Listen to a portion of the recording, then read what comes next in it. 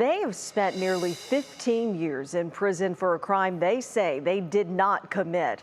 Tomorrow, two Cleveland men whose convictions were overturned could be released after the Ohio Innocence Project brought attention to their case.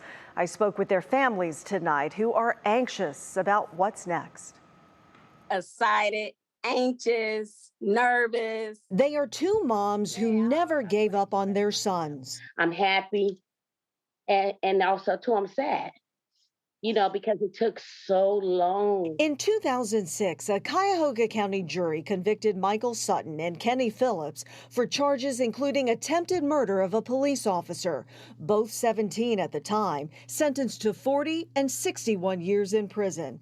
But prosecutors had no physical evidence that they were behind a drive-by shooting and subsequent police foot chase. There's allegedly this shootout, but there's no guns, no bullets, no casings, even though the four young men were arrested right on the scene within minutes. The Ohio Public Defender's Wrongful Conviction Project and the Ohio Innocence Project took on the men's case, believing it was a case of mistaken identity. Both of us are with organizations that only work on cases of actual innocence. They uncovered two police officers who made conflicting statements, which prosecutors never shared with the defense. It was clear to the Court of Appeals that Michael and Kenny were wrongfully convicted. And the Court of Appeals went so far as to call Michael and Kenny's trial a travesty of justice. The racial disparity in our criminal justice system, and young Black males are wrongfully convicted at disproportionate rates.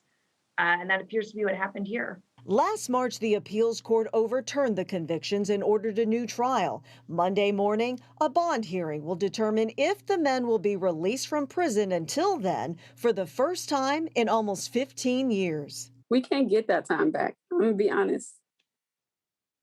The nightmare won't be over until he's totally exonerated.